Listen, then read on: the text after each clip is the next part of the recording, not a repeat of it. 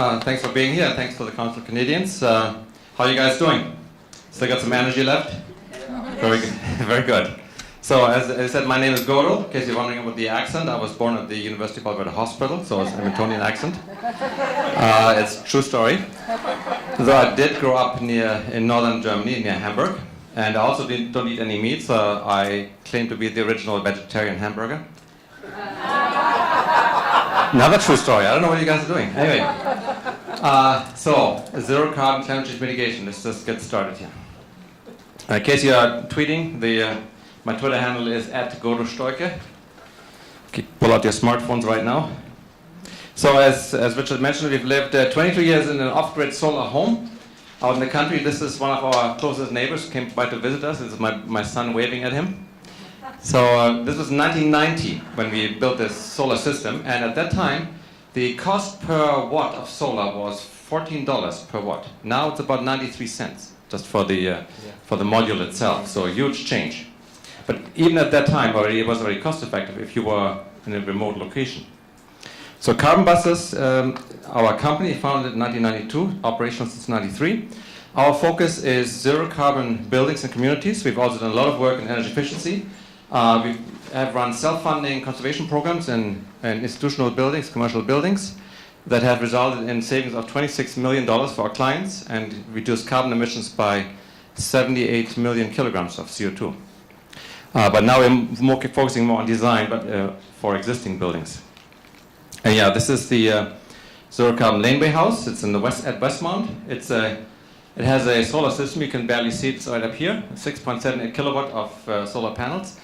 But one of the things we try to address in this building is how do you integrate renewables into the Alberta electric grid? Because if you have renewable sources like wind and solar, they're non-dispatchable, which means you don't decide when they produce, but they produce whenever there's wind or solar. So how do you meet the demand in a provincial grid that is more and more renewable? As you know, the target right now is 30% by 2030. That's not going to pose a lot of problems, but when you go to more 70 or 80 or 100%, how will you meet the remainder? So in this building, what we're trying to do is we're using energy storage in the form of a large water tank that allows us to disaggregate production and consumption. So a typical net zero building, you might use a ground source heat pump, which is very efficient, about 400% efficient, but it also is expensive, typically about $30,000. Another solution is to use an air source heat pump. They can cut your consumption in about half. The only disadvantage is that you take the energy from the air. The colder it gets, the more inefficient they become. And when it's minus 30, they basically have a 1-to-1 ratio. They have no extra efficiency gain. So how do we get away from that? This project, which is part of my PhD research, is using this solar wall and a stochastic control system to determine when to run the heat pump. So rather than running the heat pump when it's cold and dark outside, we're running the heat pump when either the solar wall is producing energy. So there's by the way, it's a solar air wall. So basically it's just plexiglass, sun hits the black metal cladding, air travels up passively through the stack effect into the attic. We got our heat pump in the attic. And when either the air is warm or there's lots of sun, it sucks out the energy from that source, from the air, puts it into the storage tank, and then you can use it whenever you need the energy, both for space heating and domestic hot water. And as I mentioned, a typical system like this is only 180% efficient, but by timing this, we've already been able to increase efficiency in our modeling up to 320%. So we're getting pretty close to a geothermal system efficiency at about half the cost. That's basically the target of this system.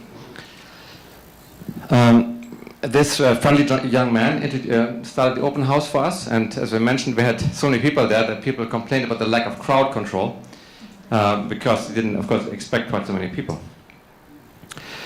Another project we're working on is a zero-carbon sustainable community in the Edmonton area called the Willows, and I'll talk about that some other time. So if you look at green energy in Canada, what do you think is the cheapest, most abundant source of green energy that we can access right now? Wind? Okay, any other suggestions? Hydro?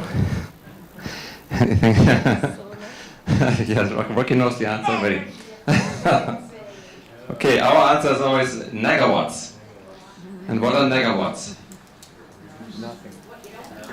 Exactly, so basically negawatts before megawatts. So N and M, right? So basically negawatts is the energy that you don't use. And that is our biggest source of energy, potential source of energy, because we don't really insist on using 30,000 kilowatt hours of electricity, of heating energy, and 10,000 kilowatt hours of electricity. We just want, hot coffee and a hot coffee, a hot shower, and a cold beer, not necessarily in that order. So how do we get the same services with less energy input? That is basically, those are negawatts. And what's the second best source of energy? Thermal? Thermal? Getting more cautious, I noticed. Yeah, rinse and repeat. Obviously, it's a bit of a trick question. So basically, between 50 and 75% of Canada's energy used right now can be replaced with efficiency. And that ranges from things that are off the shelf right now. For example, LED light bulbs. In my bathroom, I've reduced my energy consumption by a factor of 26. So we actually have moved recently to the city so my son can walk to school. He insisted on that. And when we got this new house, most efficient we could find in the area we were looking for, it had used 500-watt halogen light bulbs. It was not so much a lighting system, it was kind of an infrared heating system with an incidental light output. And now I basically use two 9.5-watt LED lights. So 26 times less energy consumption in that case. It's a pretty good reduction.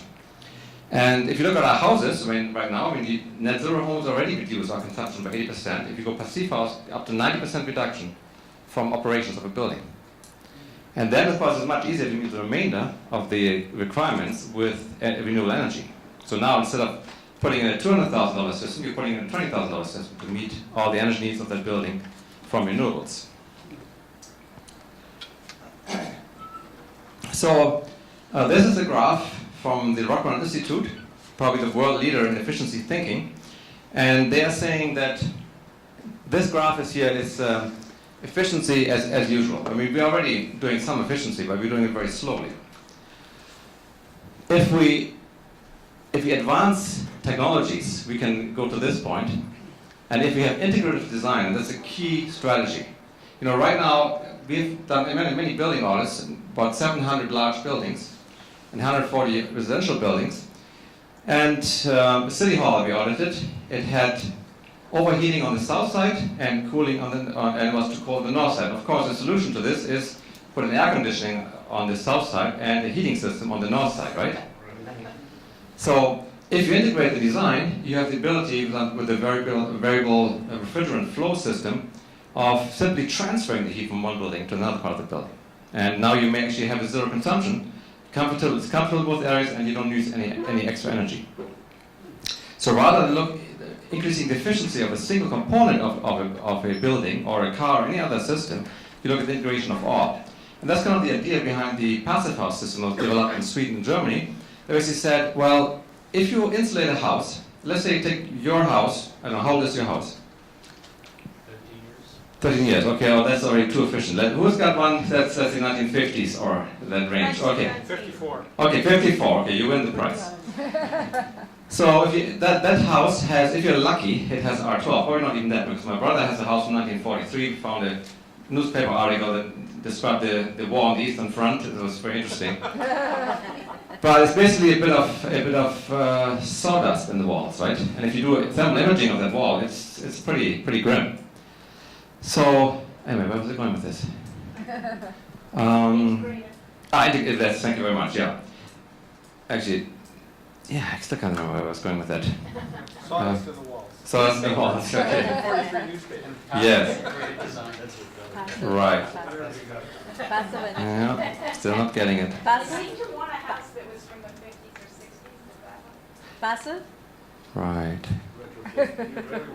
No, sorry. Heating the whole. Every love it. Hitting the. I think that's pretty good. Sorry, I don't know where I went to the story. I'll probably remember at 3 in the morning. I'll call you, okay?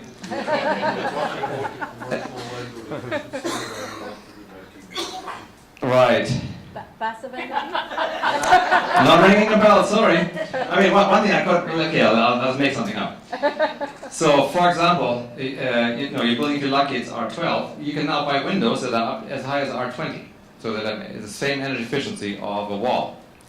That still a little pricey, but basically you can, I mean, windows right now, what's the R value of a typical double pane window? 3, No. 2. Yeah, it's about R2 if it's not too drafty, right? That's just basically the thermal insulation.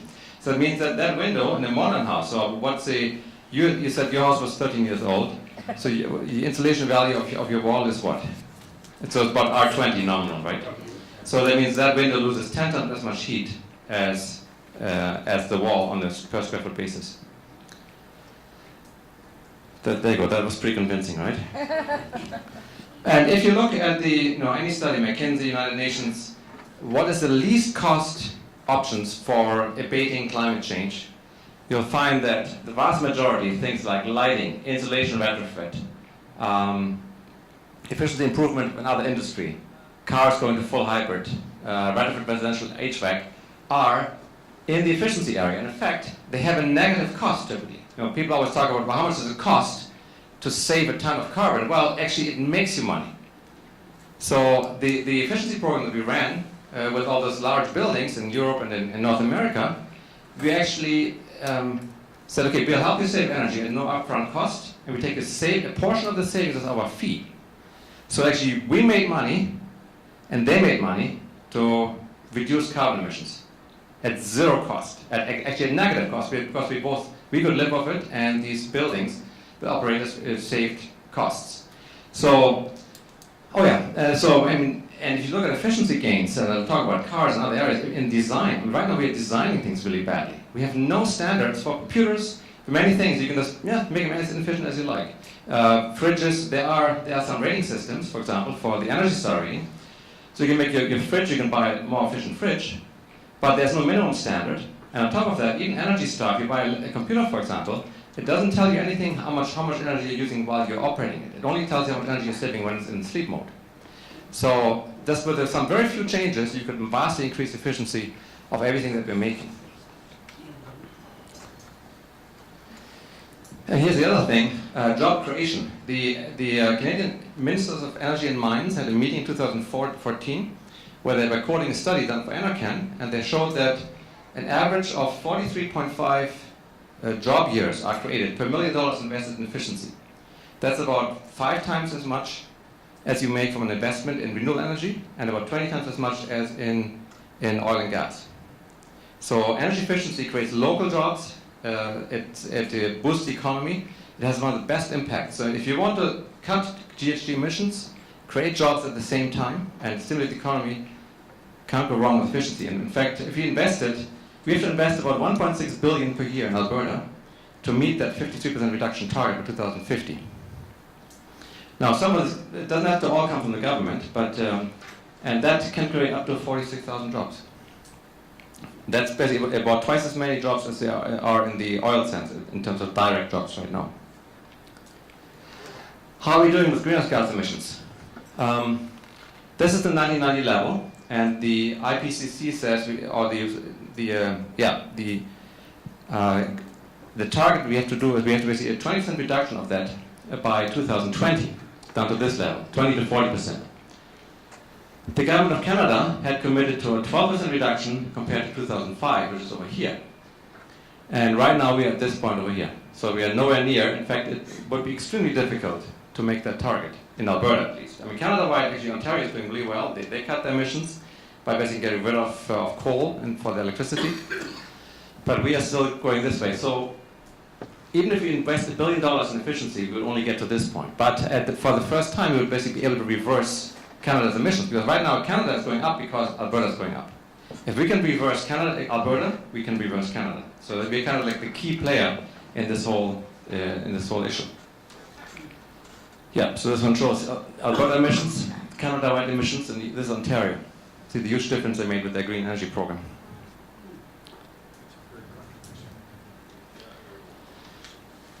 About 70% of carbon emissions come from cities. So again, if we can decarbonize cities, we can go very far.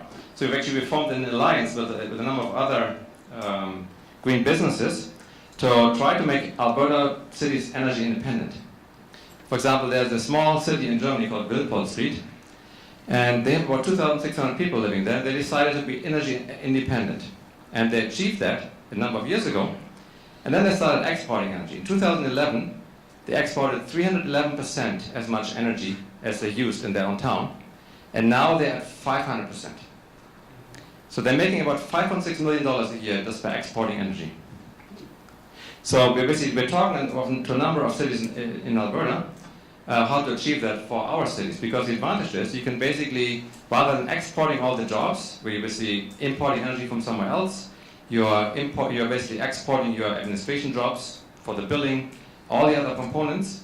You could actually have that money stay in your town, a large portion of it, and create jobs locally in rural areas all over Alberta. And the surprising thing is, which kind of cities do you think are interested in going this way? What kind of towns in Alberta, you think? Valley. But, say it again? Drayton Valley. Uh-huh.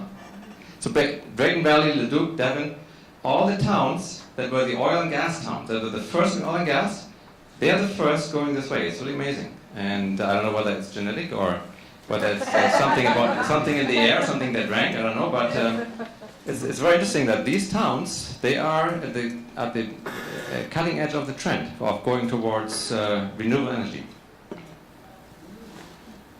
Hi, can I? Yeah, no, go ahead. Can I hold my question on Hub for the end? No, you can go ahead. Do you work with like the community league or that smaller community? Absolutely. And we are, in fact, to another organization, CV Terms, I'll talk about in a moment. We are definitely working with community leagues as well. This is just an example. Basically, if you wanted to retrofit all the buildings in the town, what it would look like. So there'll be tests on this, so please memorize all the numbers. I'll move on, you're probably done by now. So, and that's what's Rocky. So 4 years ago, together with a friend, Anna Bubel, we started an organization called CV Turns, and that stands for CV Turns in Cash, Carbon, and Community. And that's a non-profit company. It received funding from the City of Edmonton and the Social Enterprise Fund. And this organization deals specifically with existing buildings. So Carbon Busters is now moving more into new building design. CV Turns, the target is to retrofit every building in Alberta, basically. So green standard. So we do that through an energy and carbon assessment. We have a group of pre-qualified contractors.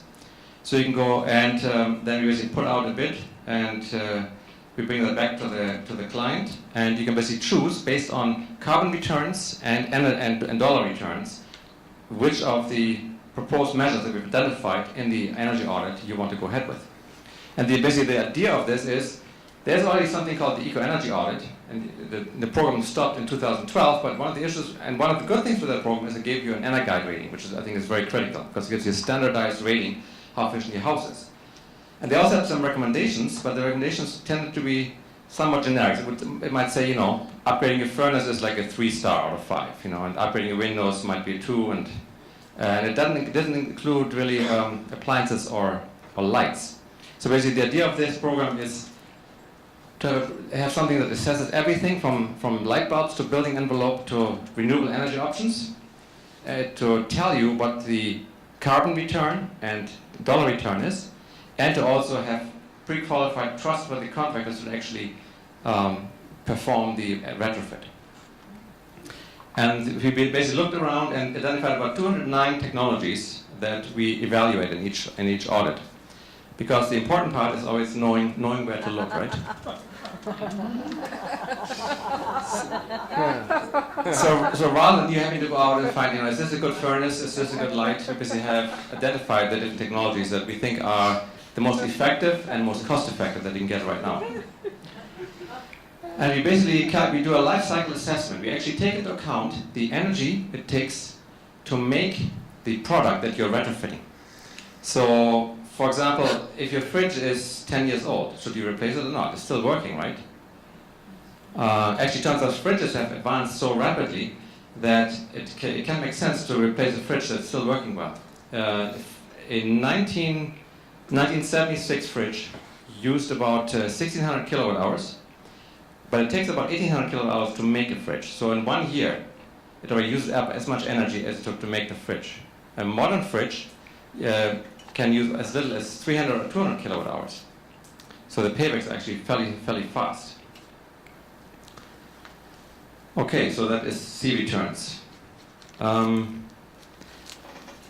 So if we want to get green cities, there's basically 3 parts to that. It's making our buildings energy efficient and or net zero, having green transportation, and having a green grid. If we achieve those 3 targets, we can basically have 100% reduction in carbon emissions from operations. Now, what this does not address is, of course, the supply chain. If you buy an iPad, how many kilograms does it take to make an iPad of CO2? It's 115 kilograms of CO2. So it's about as much as driving to Calgary and half back. So is it a lot? Is it not? I mean, if you keep it for 3 years, it's about 30 kilograms a year. It's not the end of the world, but of course it is a carbon footprint. Now, Apple has committed to going 100% renewable with all their operations. And they're already, I think, 90% there, though I think actually it doesn't include yet the manufacturing site in China, so that'd be the next target. So, I mean, obviously the supply chain is hard to influence. You can make some choices. Most products don't have labeling yet, like you find in Europe. There's product labeling where it actually tells you how much CO2 is in the product. You buy it, so that's very important. We will be heading in Edmonton towards energy labeling for buildings. It's also very important because if you're buying a house, how much you're going to pay every month to the utilities, that has a big impact on your monthly payments. But right now, you can only guess, but you can look at it. You can look at the wall, looks nice, but you don't know what's inside. So that's why energy labeling is very important, and that will hopefully become mandatory. Can you give us some numbers on those 3, Godo, or not? Yeah. Right now, actually, in a typical house, it's actually fairly even. So. But the 3 of those items, Yeah. transportation. Yeah. What's the breakdown there? So I would say if you have, let's say, family of 3 people, 3 or 4 people, 2 cars, you're looking at about 8 tons for roughly each of these in terms of annual emissions. About 24 tons of annual emissions. If you have a new building, it'll be a little bit lower on the natural gas side, but it might be a little higher on the electrical side if you have more gadgets, for example, right? So there'll be some variability on that.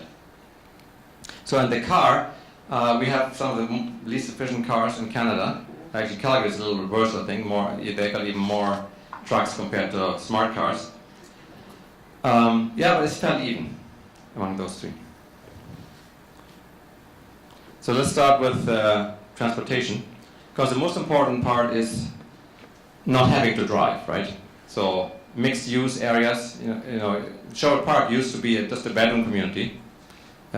Let's say 3 decades ago. It's matured a lot. Now you can actually do a lot of shopping there and you work locally. So the most important part is to be able to work and live in that same area. That's a good start.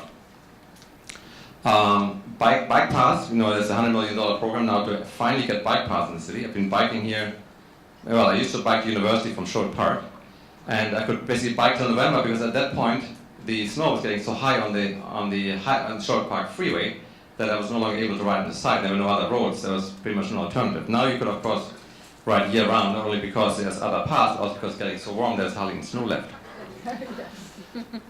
And, of course, transit-oriented development, so basically integration of all these 3. That can already cut down a lot of the consumption. For example, in Denmark, we have now 35% of all daily trips are done by bike, of commuting. So more than a third commute every day on a bicycle. Cars, only 23%. So the rest, I guess, must be either public transit or walking. So this compares the energy efficiency of a car and what is this? Bicycle, that's right. You get our Dutch reader here, it's pretty close. What is it in Dutch?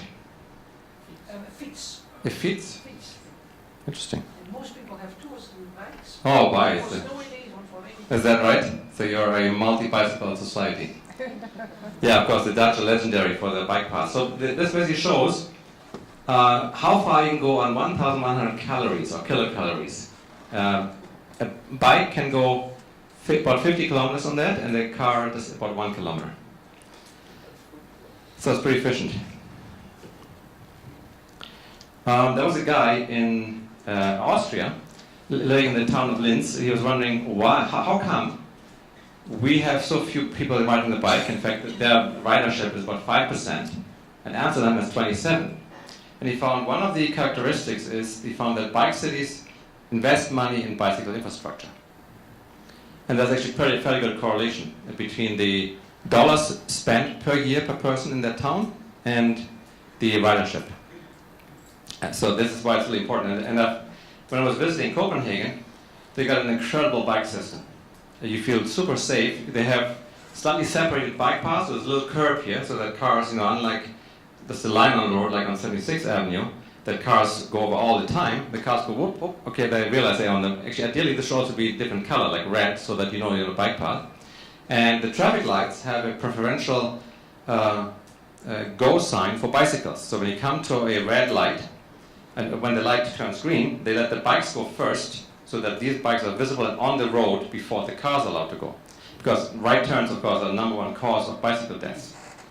And on top of that, throughout the city, they have got bicycles you can unlock for 25 cents. You put a quarter, and then you get the bike unlocked, and you run around. The only thing I've found out that on the weekend, when all the tourists are there, they're hard to get, it's hard to get them, but still, it's a pretty cool system. And of course, you also see the infrastructure. For example, this is a dry storage. You have some places that have secure storage, where you basically they lock up your bike so it doesn't get stolen, you don't lose your seat. And this is even a bicycle wash. Now, I don't know if that's a drive-through or not, but... Bring a wetsuit. City of Calgary, what do they have that we don't have?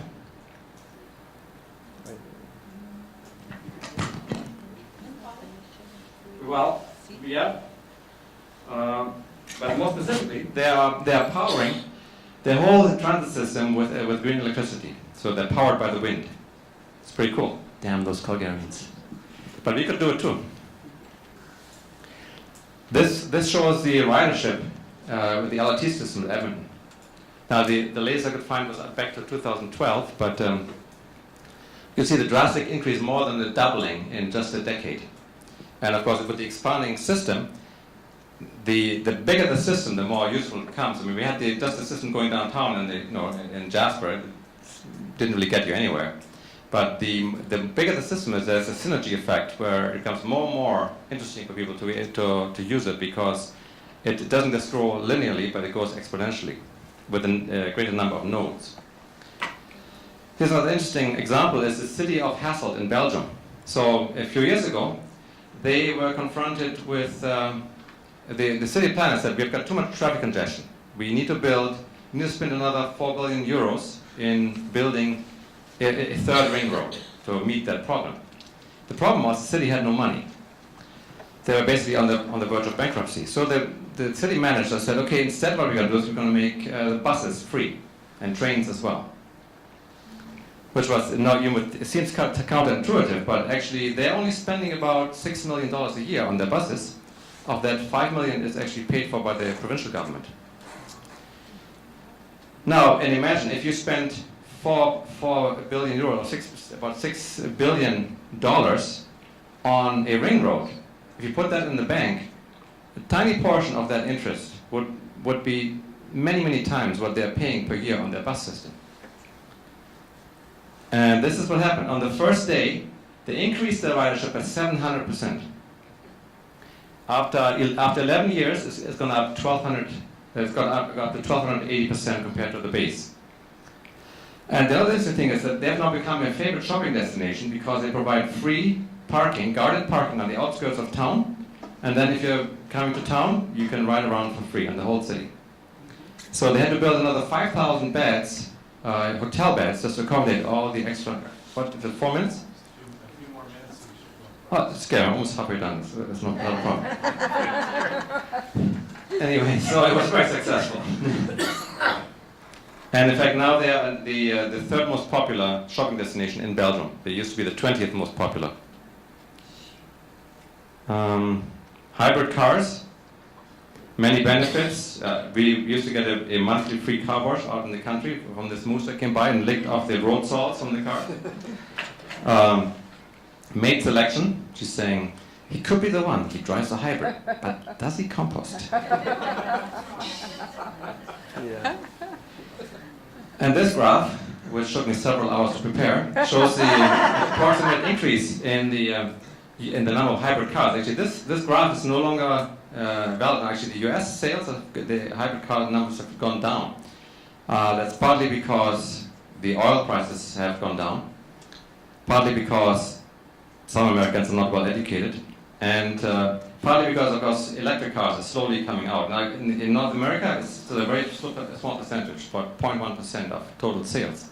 In Norway, there's a 26% adoption rate of new cars are sold right now are electric cars. In fact, in the last year, the Tesla was the #1 selling car in Norway. It's amazing, and that is because they have really good incentives. But if you have an electric car, you don't pay parking, you don't pay ferry fees, you don't pay any car taxes. So they have really advanced the movement on electric cars very aggressively. And of course, another benefit is you can actually use cars to integrate into the electrical grid. So 3 US utilities are already doing that right now. They're basically trialing when there's energy demand, when your car's parked in the garage, you can actually feed the energy back into the grid and you get reimbursed at a higher rate than when you charged it. And obviously I have not much time, but so for example in Denmark, if 2 million people have an electric car, these cars would have 5 times the capacity of the total electric grid in the country. So the ratio of the storage capacity of an electric car to the total demand is very high. So you can actually use that to store solar energy or wind energy and then feed it back to the grid. And basically you can get paid for having an electric car. Even when it's parked in the car, it's making money for you. But it does require a smart grid. There's an annual competition, ironically sponsored by Shell, where students from technical colleges are asked to design a vehicle, basically a tricycle with a carbon or with a fiberglass body, and see how far it can get. And the winner of the competition achieved almost 11,000 miles per gallon. So they get 30 grams of fuel to see how far they get. They have to have a minimum speed of 30 kilometers an hour, and typically the maximum is about 40 kilometers an hour. So at this efficiency, that means you would need about 1 liter of gas to get to Toronto at a cost of $1.17. If you could drive on the equator, which you can't of course, but if you could get around the world for 13 bucks. That's how efficient these vehicles are. Now I'm not going to say that they're going to replace, a station wagon that's going to, or a van I should say, or SUV that's going to take 8 kids to the soccer club. If you look at a typical car, how many people are in the car? Exactly, 1 person. So we could have half of our lanes dedicated just to these vehicles and basically get to work for a year for free. Quickly, renewables. Solar energy jobs in the US have doubled in the last 5 years. In fact, there are now more jobs in the solar patch than in the oil and gas patch. And another benefit when there's a huge solar energy spill, it's just called a nice day. Let's skip some of this. So if you want to read up on this, Reinventing Fire, excellent book. If you're real cheap, there's a free version called Winning the Oil Endgame. One last little quick example. In the UK, there was a project where they hired this graffiti artists and they got a single block of houses, and they asked them, okay, will you give us your energy consumption for each day? And of the 50 houses, 30 agreed, and they got the graffiti artists to draw their consumption every day compared to the average in Birmingham. And they found that after 3 weeks, they had an average consumption drop of 15%, as much as 30% reduction, just from knowing how much energy you used in your own house. And that's from Montreal, which I won't talk about right now. Oh yeah, another important, actually this is the last story.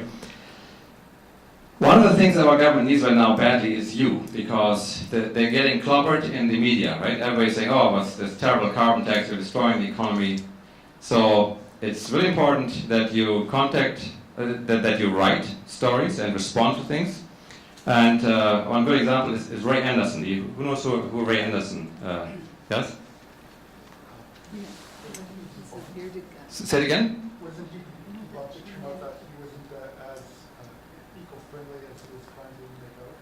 No, that's something else. Anyway, so he was a CEO. Interface carpets. That's right, yeah. And he basically committed his company to have zero emissions by 2020. And they're doing that. For example, they're buying up used fishing nets from Africa to make them into carpets. They accept anybody's carpets to turn them into new carpets, even competitors' carpets. And this came about because Ray Anderson got a letter from one person in California who said, "What is your company doing? Interface Carpet is doing to help the environment." And Ray Anderson said, "I don't know." So he went to his manager and said, "What are we doing?" And his manager said, "We're meeting all legal requirements."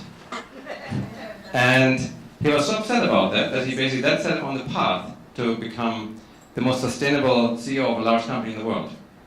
So somebody wrote a letter to Ray Anderson and said, "What are you doing?" And that's all it took. So I think that shows what one person can achieve.